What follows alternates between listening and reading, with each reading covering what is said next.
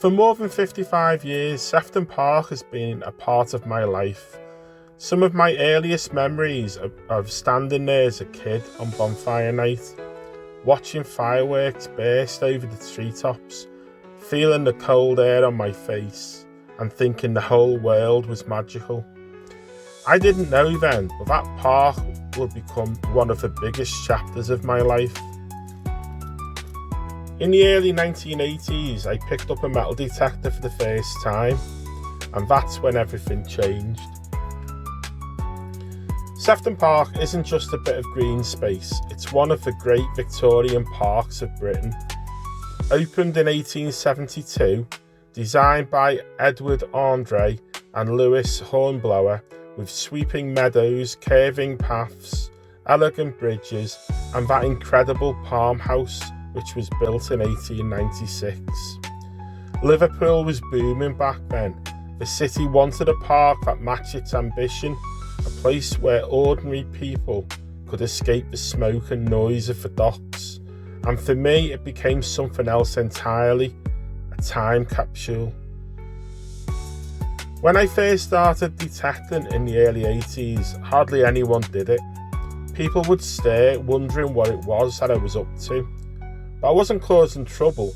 I was listening for stories buried beneath the soil. And over the decades, I've found more than 50,000 coins in that park. Most of them were modern, but mixed amongst them with treasures from the past.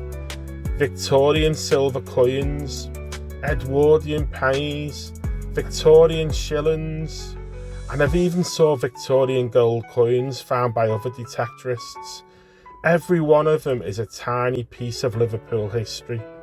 And yes, I found gold myself, not coins, but gold jewellery, wedding rings, engagement rings, pendants, necklaces, bracelets. And every time I held one, I wondered, did someone throw it away in anger after a lover's tiff? Or was it lost by accident, maybe while building a snowman or during a snowball fight on a freezing winter's day? Those little mysteries stay with you. One of the most memorable finds wasn't mine at all. It belonged to a good friend of mine back in the 80s. He dug it up, an old rusted gun, clearly very old, heavily corroded and buried for decades. He sadly passed away now, but I still remember the shock of that moment. It caused a real stir at the time. A reminder that parks aren't just places of leisure, they're places where real life and sometimes real danger once walked.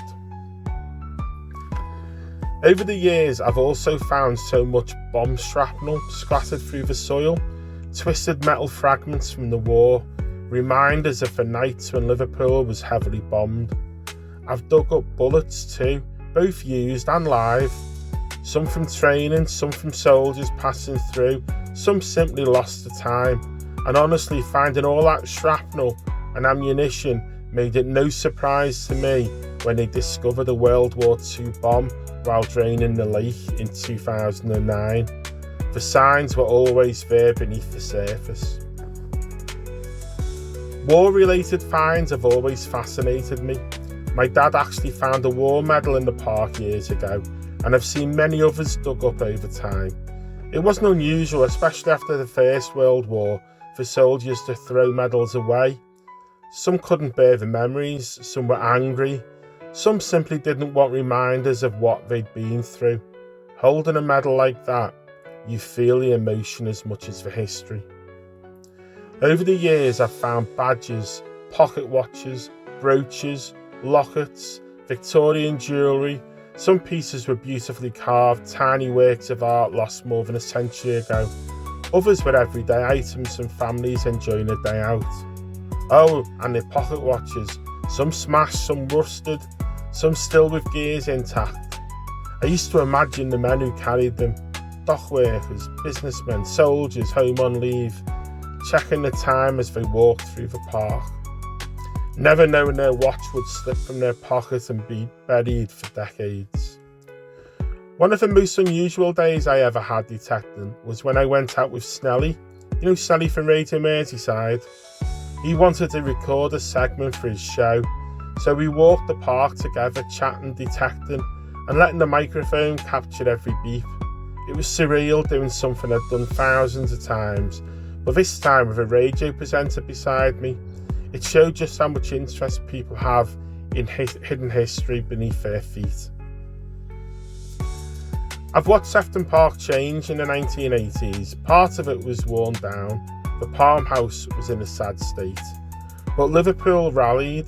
The Palm House was restored in the early 2000s. The park was revitalised, new paths, fresh planting, restored features. And through all those changes I kept detecting. I saw the park in the early morning mist, in blazing summer heat, in autumn gold and in winter frost. I saw dog walkers, joggers, musicians, families, students, tourists. The city changed, but the park stayed the same, a green heart in the middle of Liverpool. I don't detect as much these days. Life moves on, routines change, but it's something I've never ruled out. In fact, it's something I'd happily pick up again without a second thought. Because when you're out there, headphones on, listening for those faint signals, you could almost see the ghosts of the past. Victorian families strolling by, soldiers home on leave, children playing in the snow, and the park feels alive with memory. People often ask me what my favourite find is. The truth is, I don't really have one. The gold jewellery was thrilling, the Victorian brooches were beautiful. The war medals, especially the one my dad found, were humbling.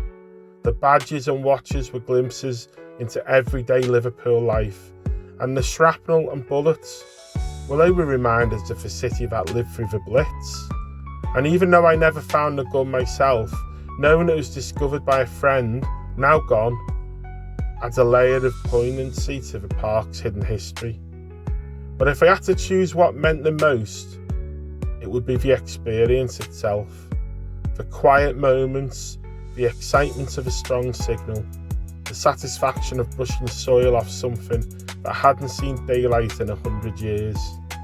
Sefton Park has given me more finds. It's given me memories, peace, purpose, and a connection to the city's past that few people ever get to experience.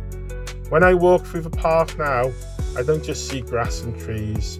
I see layers of history, and I see myself, decade after decade, walking with my detector, listening for the faint signals of the past. Today, when I look back on everything I've found, I realise Sefton Park has been one of the great chapters of my life. Because in that park, you never know what story you're about to uncover next.